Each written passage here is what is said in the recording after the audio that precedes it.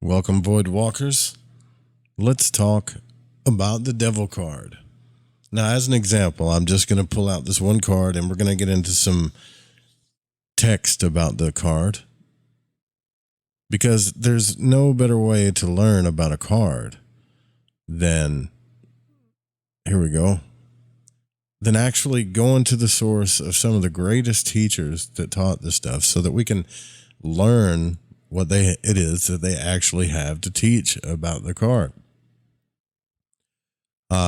So here you're going to see the Marseille card, and then this is one of the slides from my tarot course that I did a while back that shows all the correspondences, the past, the symbols, and everything that it relates to, and all of that stuff. So you've got the Marseille card there, the big one on the left, right? Then you got the Rider-Waite Devil card on the slide over here on the right and the left. Crowley's Devil card in the middle, the one that looks like a big penis. And then on the right, that's Robert Wang's Golden Dawn Tarot Devil card. So the Devil card is the Path of Ayin, the 15th key. The path of that color is actually indigo. It has a related sound to it, according to the builders of the Adytum, Paul Foster Case, and other people that have taught the tarot. That's the A natural sound. The sign that corresponds with it is Capricorn or Cardinal Earth. It means the eye, and we'll get into that for other reasons.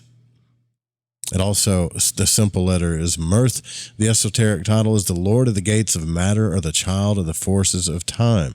And in the Western mystery system, it represents the 26th path, which is called the Renovating Intelligence, because the Holy God renews by it all the changing things which are renewed by the creation of the world.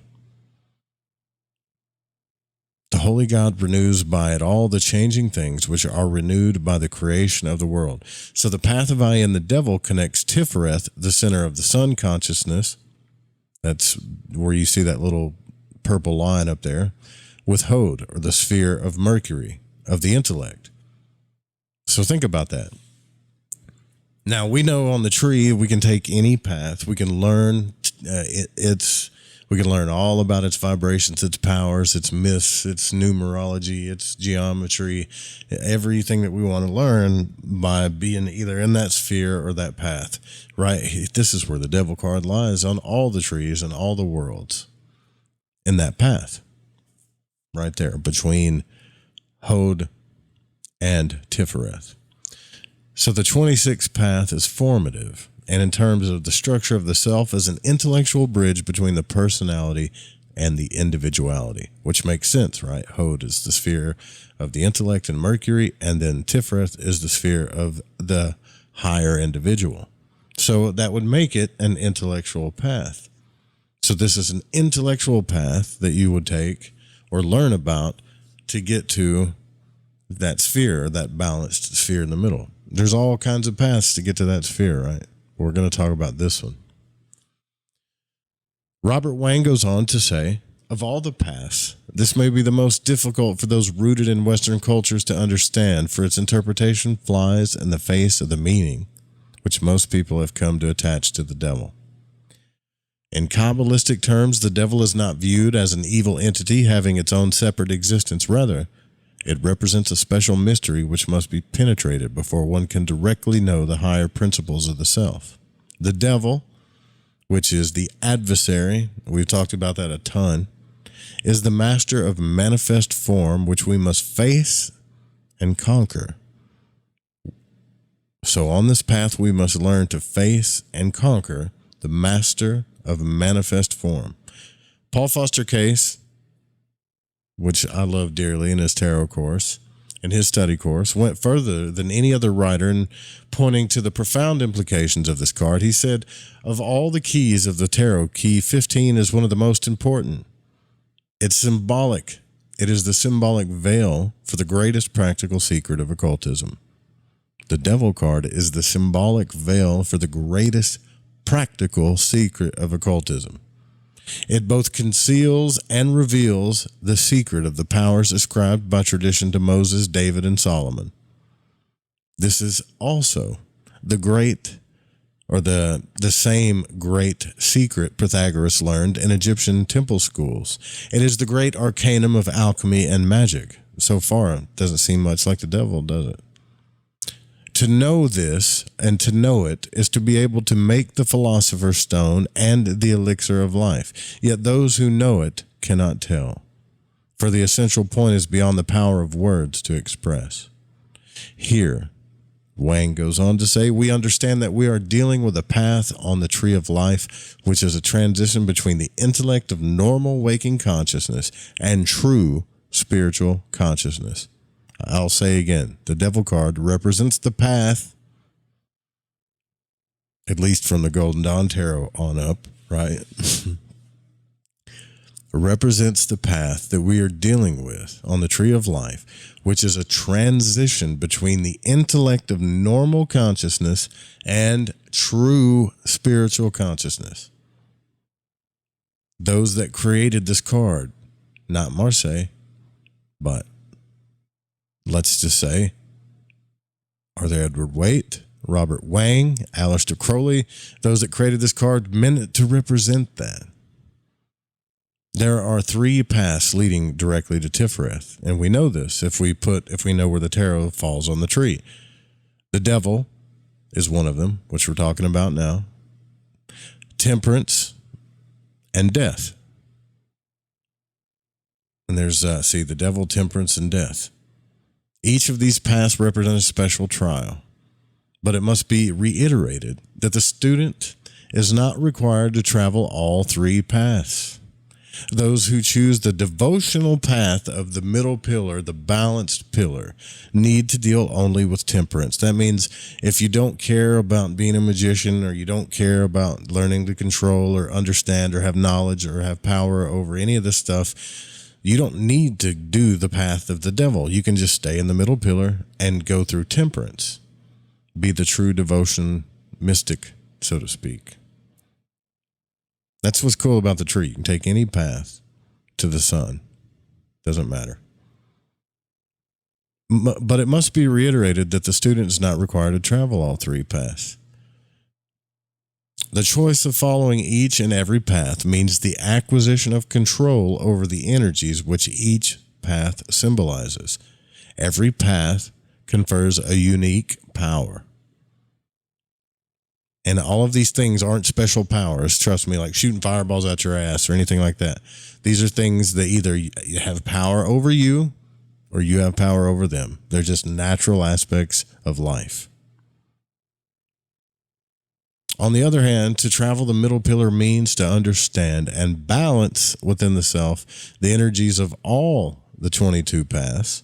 And the difference here is that one can understand these conceptual aspects of consciousness without necessarily developing the ability to manipulate these same energies. It might be said that what differentiates the student magician from a Catholic monk is a greater level of curiosity, and that's it. Wang goes on to say, some, of course, come to occult studies through a desire for power, but quickly learn that if such power is acquired and misused, there is a devastating price to pay. There's no question that the devotional, meditational path is a much safer one than the magical path. No question about it. But we are the void walkers. We fear not the path of the devil. At least I don't. So that which is symbolized by the devil, Robert Wang goes on to say, because I know some people aren't reading this book, so I'm going to do it for you. That which is symbolized by the devil is in fact raw power. It is the force which brings about the transmutation of the tower, a fact underscored by the relationship of this card to Mars. The devil is the sign Capricorn, in which Mars is exalted. This is a weighty, even blind sign of Earth, one which symbolizes both the highest and the lowest. Yet it is considered a sign of initiation, or release from limitations of matter. It is limitation that is suggested by the rulership of Capricorn by Saturn, the planet of Bina, the Great Mother. Capricorn governs the limitations of form, whether that means the enclosure of matter of time or the artificial system by which we meter and enclose all activities, just physical form, right? So the devil represents the average person's misperception of reality. I'll say it again. The devil represents the average person's misperception of reality. The belief that our material condition is, quote, real in the true sense of the word. This misperception is symbolized here in two ways. First, the devil is intended to be seen as a humorous figure, the boogeyman of our collective childhood. Oh, it's Baphomet. Oh, you're so scary. First, the devil is intended to be seen as a humorous figure, the big boogeyman, right? Our belief in the illusion of matter created by the energy symbolized in this card is actually laughable. And it is here more than implied that laughter and good humor about our lives is a tool which will help us transcend the illusion. Especially Crowley's card, right? So we must learn not to take our perceptions of the material world seriously. Mirth is the first great corrective. Second, our misperception of the real nature of things is suggested by the inverted pentagram on the devil's head. That's what it's there to represent. Our misperception of the real nature of things. The sacred symbol of mankind is the upright pentagram. But when it's turned upside down, it means that most people's vision of the world and its relationship to a spiritual reality is itself upside down. And the meaning of the letter ayin, or I in Hebrew, means the lesson of the path is a reorganization of perspective, a new vision of things. The I symbolizes both our acceptance of what we see in the sensory world as real and the greater vision which comes through the use of the inner eye, the magical eye. To accept what our physical eye tells us is to be subject to illusion and bondage. Hello.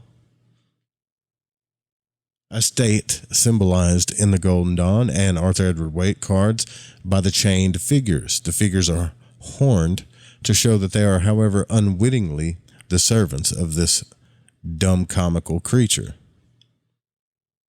See the little horns on their head? You are my master, the devil. Right. So one primary statement of this path is that the devil does not exist as he is postulated by the ignorant. As is written in the Emerald Tablet, all things were from one, by the meditation of one, meaning that there is nothing in the universe not of God, including the so-called devil. And if you Christians don't believe me, read the book of Isaiah. I created light and dark, evil, good, all that stuff. It's pretty late. I don't know why I'm trying to do accents. So the card contains one of the greatest mysteries of the Kabbalah, which is that the devil is the necessary means of reaching the Christ Buddha consciousness of Tiferet. Wang goes on to say, described variously as the source of the forms and appearance of relative existence, and as the lord of the gates of matter and child of the forces of time, the devil is both the tempter and the redeemer. He is also described as the prince of the powers of the air. Now, I knew this by looking at the card before I ever read Robert Wang. Why? Like, those big bat wings got to mean something. Which indicates that this energy is mediating in the flow of the astral currents. Air is to be understood here as the whole of Yetzirah, the astral plane, which controls the ebb and flow of matter. The devil is the prince of that air. This path confers the ability to bring right side up the devil's pentagram and to lift his torch upward. In practical terms, this means the ability to reverse the currents of astral light. Intellect and disciplined meditation are the means by which this may be accomplished. The process begins with the intellect of Hod. That's fear of Hod. That's the orange one at the bottom left. It's not colored orange. I only have the path. Whatever. But this leads to the intuition of Tifereth, or your higher self, or your sun self, or your Christ self. This is the meaning of the text of the 32 Paths of Wisdom, which describes Ayin as the renewing intelligence. We understand that it is only through the forces of the devil and our right understanding of them that we may come directly to the light of God the Son. The scripture states that even Christ himself passed through the temptation of the devil, and the way is pointed out for us more clearly than fundamentalist Christians could ever begin to suspect. You remember that? Like if you're a Christian, you remember that. If you're God, do this. If you're God, do that. And he said, look, don't tempt me. I am God. Thou shalt not tempt the Lord thy God. I am that I am. I know who I am. The veil has been lifted. And if you think that's not you, then he said that to you. Well, you will do what I've done and more, but I got to go back up to the Father. I don't want to go down that road. Let's continue talking about the devil. Eliphas Levi, fantastic occultist. Anybody that wants to,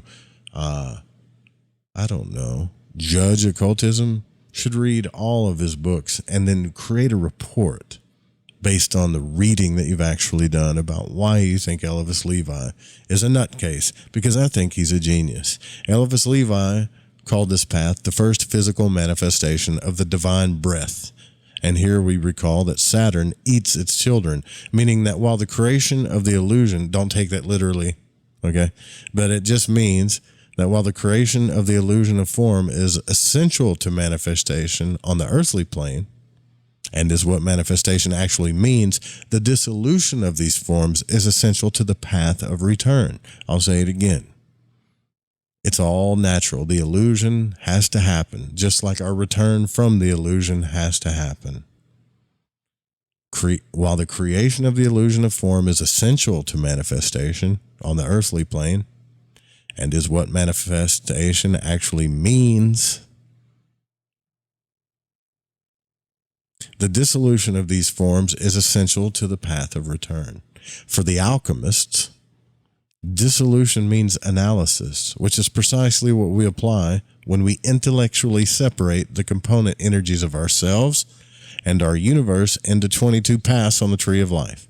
First, Wang goes on to say, we must conceptually, as well as practically, separate out these component parts. Then we must reintegrate them through our understanding of their operation. To extend an analogy made earlier, it is only by focusing on each part of our body system, considering each organ separately, that we come to an understanding of how the organs work together to maintain our physical being. Same thing works in the tree and in your psyche too. The reintegration, in this sense, is our overall view of the interaction of the organs. Having come to this overall view, we can then begin to actively apply the new knowledge. This is a positive phase of using what we know. It is the step which follows the dissolution and reintegration. But as we function within an earthly incarnation, everything must be related back to our mundane condition. Each lesson must be grounded. Now, I said all of that. Robert Wang is a genius. You should read this book, but you should also read Lon Malo Duquette's book on understanding the Thoth tarot deck, and you should also read the Book of Thoth. Crowley himself explains each and every one of his cards that he made, but there's a difference in all of these cards. There's subtle differences, right? Wang goes on to say, this is the psychological meaning of a process which has been described in symbolic terms over the centuries. Our psychology has given us words for relationships of energies which the ancients could only symbolize. Words such as subconscious and unconscious. See, they didn't know those words back then, so they just made symbols for them. These words have become such an integral part of our vocabulary that they are taken for granted. We are thus more prepared than any other age to deal with the concepts of the, quote, mysteries, including what has been variously termed the Akashic fluid, the Odic force, or the astral light. This force is manipulated for whatever end one may choose through an understanding of the devil. Here, that's what Eliphas Levi says. So Levi who used the term great magical agent, describes the process of manipulation as to dissolve, to consolidate, to quicken, and to moderate. This is dissolution, reintegration, activity, and grounding. The same qualities can be described as fire, water, air, and earth. And notice that this path is directly around Tifereth, which is the paths that correspond around the sun, which is the operation of alchemy. If you're looking at the tree, right? It all fits. Yes, sir. And you know as well as I do that this is if you're going to understand the prince card or the knight or the prince cards, you have to take into consideration all of those spheres. That represents the princes and the knights.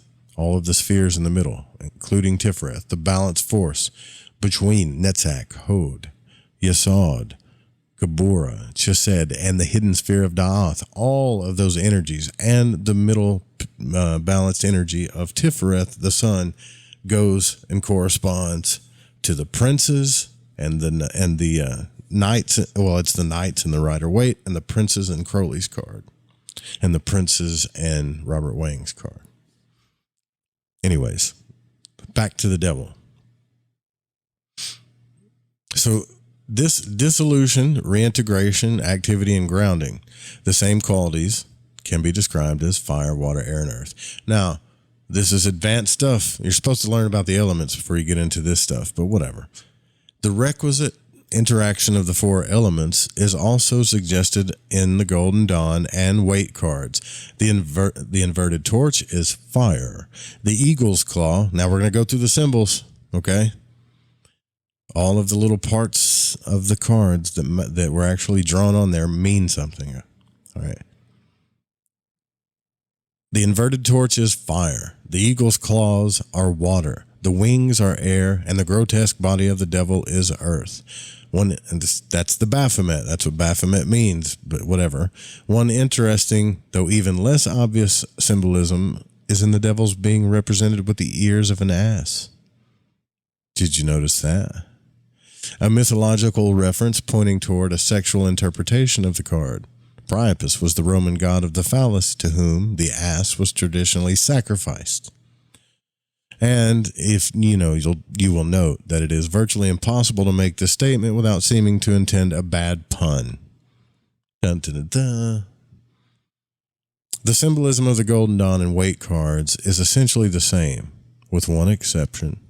In the Golden Dawn card, the devil holds a single horn in his right hand. This is intended to be the horn of a ram, the beast or Aries, the path of the emperor ruled by Mars. And this, Mathers pointed to the most profound meaning of the card, for this is also the Jewish shofar, the ram's horn, which sounds the call to prayer at Yom Kippur. Thus does the devil hold up the very means of the release from bondage. The release from bondage. In him is both that which enslaves and that which confers freedom. Hello. And this energy in this path is the energy of both that which enslaves and which confers freedom. Moreover, we are led to understand that what is symbolized by the path of the emperor is the pure energy, which is recalling back to Aries to be the first sign of the zodiac and the initiator of spring, which causes the fall of the tower and the testing of judgment. Did you get all those cards I just said in there? All bear relationship to Bina, which is a fiery red, and the realm of Atziluth. Hopefully you've been studying your four trees and what they all mean. Now, Crowley's card is a bit more complex than the others and is, again, always in his deck, explicitly sexual. He describes the key as representing the creative energy in its most material form and as the Pan-paginator, the all-begetter. His goat is Pan standing on the highest mountaintop on earth against a background of the exquisitely tennis, complex, and fantastic forms of madness. Madness back there. Between the legs of the goat is the wand of the chief adept in the Golden Dawn, If you guys have studied the Golden Dawn, you know what that means. It takes little observation to realize that what Crowley has represented in his card is a penis with 2 testicles, appropriate in that he considered this card to mean the most male of the male energies. So that energy you guys feel when you're no fapping, there's that devil energy. You know, go outside and you want to pull up trees, that energy will manipulate and dominate and control people in an evil way, or it shall set you free. It's a crazy place to be in, though, right? Thank God you have testicles. If you're a man, you should thank God for it now that you know what it means esoterically. He makes a further statement by having the tip of the male organ outside the card, symbolically in the greater heavens, while the testicles contain that bound up forms of physical manifestation. They're all just roaring to get out. And if you notice in the right, there's actually a horned devil on the right testicle. So undoubtedly there are many who will be made uncomfortable by me saying this and Robert Wang saying this in his book, but by the recurrence of pointedly sexual symbolism in Crowley's cards. You say that, but a lot of people don't even see it or read about it. They don't even know it's in there. But even though he said it in his stuff, I put this in there. People think it means something else for some reason. Now, this symbol has been understood by initiates of the mysteries for centuries, but it is only recently that our society has reached a stage of maturity where such ideas may be discussed openly and in proper perspective. Yeah, we're not getting strung up, are we? Certainly, any adult will agree that orgasm is the most powerful natural force to affect the human body, yet it is merely an indicator of a power of God so overwhelming that our minds cannot begin to conceive it. It is a microcosmic example of that. Yes, sir? That's what it is. And I hope I haven't offended anybody. But that's what it means. You can pick it apart all day long, but you have to study the actual symbols that the original artists put in there. But again, I like what he said about the tree, right? That you don't have to take, like, in order to get the Tiferet or your Christ self, you don't have to take this path, understand this energy, do the path working, study it. You could just stay in the middle path. Which is the path of true devotion. It really is. Now, on the other hand, Lon Malo Duquette gets deeper into this devil card on Crowley's side, but we have an understanding. One, if you could also find in Arthur Edward Waite's books that double cubed altar that they're chained to, and the double cubed altar in the Golden Dawn, it's the same thing. It represents the double cubed space of matter, and that their chains are loose around their necks.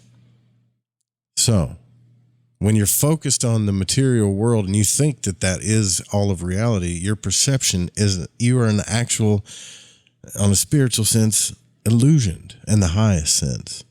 And the astral world, the prince of the air with the bat wings up there, is controlling you and believing that. But you could also use those same burning fires to free yourself. You can, and step directly into the lovers if you want to. But it doesn't make it bad. That's my point. This energy is natural. It was created by the Creator, and it was meant to be experienced by creations. Okay. Now, Crowley called this a 215 in his Book of Thoth. The Lord of the Gates of Matter, the child of the forces of time, the zodiacal trump of Capricorn, Saturn rules, Mars exalted. He has the figure of Pan or Priapus. Levi's Baphomet is sound commentary on this mystery, but should not be found in the text. The Hebrew letter Ayin or I, Same thing I said before, the Tree of Life, path 26, joining Tiferet, beauty to Hod, splendor, which makes it an intellectual path in one of those senses, but also a fiery path too. With thy right eye create all for thyself, and with thy left accept all that be created otherwise. The devil does not exist. It is a false name invented by the Black Brothers to imply unity and their ignorant muddle of dispersions. A devil who had unity would be a god. End quote. Y'all know who said that? Now, Lon Maladuquette says, the devil may not exist, but there is most definitely a devil card in the tarot, and, in his opinion, the devil is the most universally misunderstood character in the entire deck. But then, you probably guessed Lon would say that. You guys got to get this book. My book it's ruffled up on the corners. I've had it so long. This is the trump of Capricorn, the sign of the goat. Indeed, for the purpose of fortune telling, the devil has truly been the scapegoat for all the perceived evils that could befall us and the sinful temptations that are constantly luring us towards self-destruction. How convenient is that? But if the devil is supposed to be the card that represents evil, which card should we pick to represent good? All the other trumps have the potential for representing the qualities of both good and evil, so why do we need one card just for evil? Can't the fool be thoughtless enough? The magus larcenous enough? The high priestess seductive enough? The empress wicked enough? The emperor tyrannical enough? The hierophant bigoted enough? The lovers unfaithful enough? The chariot pretentious enough? Lustful enough? The hermit self-abusive enough? Fortune ill-fated enough? Adjustment unfair enough? The hanged man tormented enough? Death murderous enough? Art chaotic enough? The tower catastrophic enough? The star despondent enough? The moon deceitful enough? The sun narcissistic enough? The aeon or the universe destructive enough? Or the universe cold and cruel enough to handle all the evil in the world? So it should be obvious that the devil is something other than the ultimate evil. That something other is just what his full title proclaims. He is the Lord of the gates of matter. That in itself can be pretty scary, especially if you've been convinced that earthly life is somehow an estrangement from God. It's separate from God. It's evil. It's a prison. And that all things on the material plane, including you and me, are inherently evil. Oh, Jesus. You know what Lon says in his book? Grow up. If you really believe that. Really? Whatever the supreme being is, it would not be the supreme being if it weren't everything and all things, including you and me and the devil. It seems pretty obvious that the devil is just God as misunderstood by the ignorant and wicked. Here's what Crowley says, though. This card represents creative energy in its most material form. In the zodiac, Capricornus occupies the zenith. It is the most exalted of the signs. It is the goat leaping with lust upon the summits of earth. And this sign, Mars, is exalted, showing in its best form the fiery material energy of creation. The card represents Pan Paginator, the all-begetter. Lots of complex energies in this card. Crowley tells us that the fool, the hermit, and the devil offer a threefold explanation of the male creative energy, but this card, the devil, especially represents the masculine energy at its most masculine. Masculine energy at its most masculine indeed. Look at Crowley's card. I don't have to draw a picture. Lady Harris could hardly have been more explicit. The whole card is the devil. A magnificent three-eyed Himalayan goat stands before a tree in its two great transparent globular roots. Perhaps most interesting are the figures in the testes. In traditional tarot decks, the devil trump shows a woman and a man standing beneath the devil in a curious attitudes of worship and bondage. But these figures are translated in the Harris painting as 4 female forms in the left testicle and 4 male forms in the right. And the top male form bears the classic horned head of the devil, who appears to have fought his way to the top. That's what, see, that one little spermosa in there that's destroying everybody to get to the top. That's the devil card. That's Capricorn. The pairs of broken lines are insinuative of chromosomes, and the starry rays at the equator of the globes suggest cellular division. And this is the devil, and the world has been taught to fear. This is the devil that the world has been taught to fear. He is life itself, unrestrained, in mad love and seeking to grow and unite with absolutely everything. The formula of this card is then the complete appreciation of all existing things. He rejoices in the rugged and the barren, no less than in the smooth. Is that what he's saying? I thought he was going to finish that. That's the end of the sentence. Whew, that scared me. The formula of this card is then the complete appreciation of all existing things. He rejoices in the rugged and the barren, no less than in the smooth and the fertile. I had to turn the page. All things equally exalt him. He represents the findings of ecstasy and every phenomenon. However naturally repugnant, he transcends all limitations. He is pan. He is all.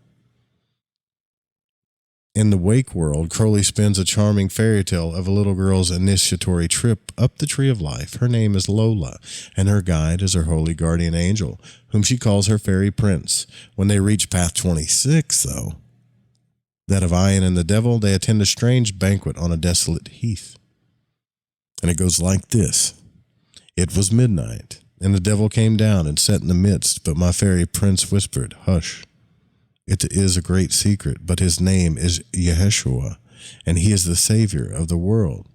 And that was very funny because the girl next to me thought it was Jesus Christ till another fairy prince, my prince's brother, whispered as he kissed her, "Hush, tell nobody ever. That is Satan, and he is the savior of the world." I hope you get the joke. Now think about it. Men, maleness, testosteroneness, fire, that kind of fiery fire does create, right? It does. It gets things done. It penetrates. It creates. It manifests. If it is out of control, it definitely dominates and controls, doesn't it? So now we've learned what the actual symbols in the cards mean and what all of the artists that made these cards, what they meant, and the correspondences and the egregoric energies into which that they were put in there, right? So we don't... Anything else that is in these cards is for our own intuition alone and other things that we can describe in the cards. I will mention one other thing, though, okay, that I think they didn't tell you about in either one of these books, but I think the artist, Harris, which was a beautiful, I think, look, I'm not a massive Crowley fan, you guys know that, but I do like the art in the tarot decks. I'm sorry, but I do. So, in the Tree of Life, the colors that correspond to the Devil card and that path. Let's look at them. The Absoluthic, Sephirah, and Path. So the first one has like this dark violet purple. Do we see that color in that card? I think we do. And the World of Bria, it has black in that path on that tree. Do we see that blackness in that card? I think we do. In the World of Yetzirah, there's a dark blue color in that path. Do we see that color in that path? Well, I think we do. And in the Asiatic Sephirah and Paths, there is a grayish kind of dark color. We see that color in there. I think we do somewhere. It's kind of scattered.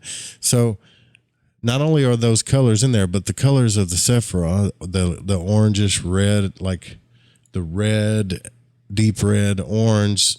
Well, I'll just say this. The two spheres that connect the path. So in the Absoluthic Sephirah, or in the Absoluthic tree, sorry, the Sephirah have like this kind of crazy looking pink color and a dark purple. Do you see those colors blended in there? Absolutely. My drink just made a weird noise. It scared me.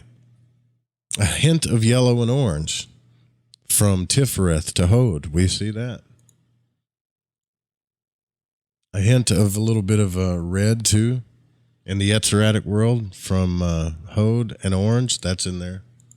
And the speckled Hode with the yellow specks. All the colors that belong to that path and the Sephiroths that connect them, Lady Harris put that in Crowley's cards.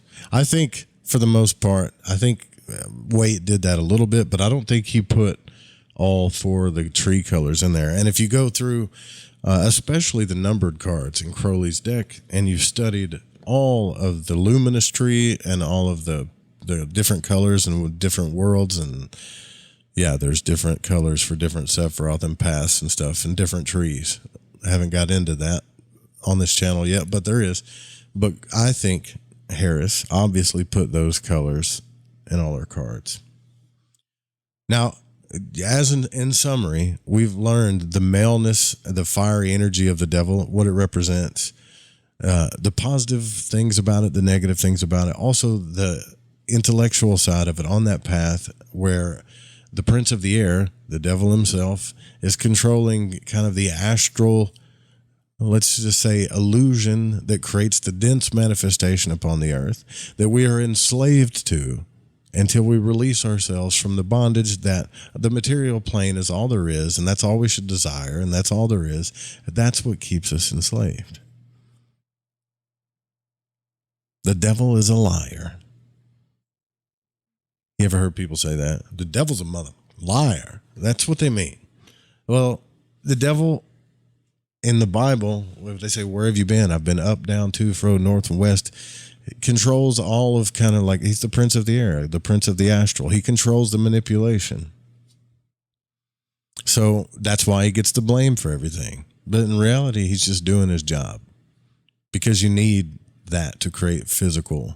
You need that astral world, that blueprint, that kind of illusion to create it. So other than the divinatory meanings, the only thing that you could do to really study this card even more and to study its meanings even more would be to study the tree of life and that paths and the Sephiroth that connect those two paths, the astrological correspondences of this card, right? Capricorn. And all of the Hebrew meanings and the sounds that go with it, the meditations that you can do. There's several books on path workings that you can do if you want to work this path. I need some kind of feedback from you guys, because I was going to do more of these, but I don't know if you like it or not.